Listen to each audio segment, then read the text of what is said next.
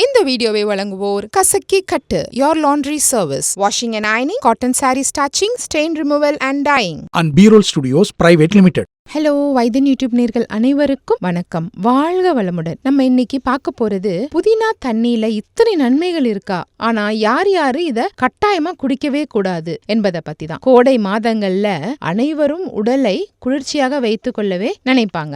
ஏன்னா உடல்ல ஏற்படும் நீரிழப்பானது பல்வேறு நோய் அபாயத்தை ஏற்படுத்தும். அந்த வகையில தண்ணீரை தவிர நீராதாரங்களான பழங்கள், காய்கறிகள் போன்றவற்றை நம்ம எடுத்துக்கலாம். புதினாவில பல்வேறு ஆரோக்கிய பண்புகள் நிறைஞ்சிருக்கு. இவை உடல் எடை குறைக்க உதவக்கூடியதாகவும் இருக்கு. மேலும் புதினா இலைகளை எடுத்துக்கொள்வது உடலின் நோய் எதிர்ப்பு சக்தியையும் அது அதிகரிக்கும். செரிமான அமைப்பையும் மேம்படுத்த உதவுது. கோடை காலத்துல புதினா நீரை உட்கொள்வது என்னென்ன நன்மைகளை தருது என்பதை பற்றி தான் நம்ம இந்த வீடியோல பார்க்க போறோம். கோடை காலத்துல புதினா நீர் அருந்துவதனால உடலுக்கு பல்வேறு ஆரோக்கிய நன்மைகள் கிடைக்குது. புதினா இலைகளில் சில ஆரோக்கியமான மற்றும் இயற்கையான சேர்மங்கள் நிறைஞ்சிருக்கு. இது பசியை கட்டுப்படுத்தவும் உதவுது. இது வயிறு நிரம்பிய முழுமையான உணர்வையும் நம்மளுக்கு தருது. இதன் மூலம் உடல் எடை இழப்பையும் ஊக்குவிக்கலாம். உடல் எடை குறைக்க விரும்புபவர்கள் நீரோற்றமாக இருப்பது அவசியம். அதிலும் குறிப்பாக கோடை காலத்துல உடலை நீரோற்றமாக வைக்க தண்ணீர் பயன்படுத்துவாங்க. எல்லாருமே நிறைய தண்ணி குடிப்பாங்க. இதற்கு மாற்றாக நீங்க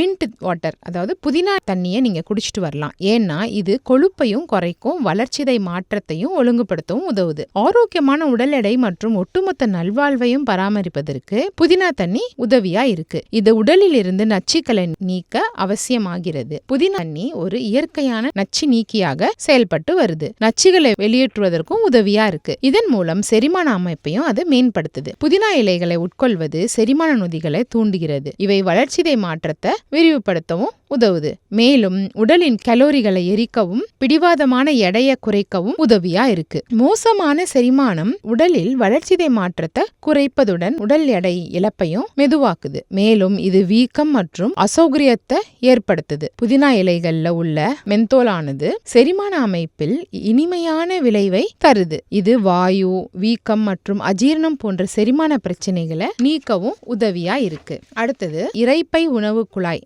ரிஃப்ளெக்ஸ் நோய் உள்ளவங்க செரிமான பிரச்சனைகளை தடுக்க புதினா பயன்படுத்துவது தவிர்க்க வேண்டும். ஏன்னா புதினா நீரை உட்கொள்வது GERD, அதாவது ரிஃப்ளெக்ஸ் நோயின் அறிகுறிகளை தூண்டுவதாக அமைகிறது. மிளகு கீரை எண்ணெய் அதிக அளவு எடுத்துக்கொள்வது நச்சுத்தன்மையை ஏற்படுத்தலாம். மேலும் மிளகு கீரை எண்ணெய் பயன்பாடு சருமத்தில் எரிச்சல் மற்றும் வெடிப்புகளையும் ஏற்படுத்தும். எனவே இதை முகத்தில் பயன்படுத்தவே கூடாது. அதனால இந்த நோய் இருக்கிறவங்க கண்டிப்பா புதினா தண்ணியையும் இந்த மிளகு கீரை எண்ணெயையும் கண்டிப்பா யூஸ் பண்ணவே பண்ணாதீங்க. இந்த வீடியோ உங்களுக்கு பிடிச்சிருந்ததுன்னா லைக் பண்ணுங்க, ஷேர் பண்ணுங்க. மறந்துடாம வைத்தியன் யூடியூப் சேனலை சப்ஸ்கிரைப் பண்ணுங்க. அந்த பெல் பட்டனையும் கிளிக் பண்ணி வச்சுக்கிட்டீங்கன்னா நாங்கள் சென்ட் பண்ணுற எல்லா வீடியோவும் உங்களை உடனே வந்து சேரும்.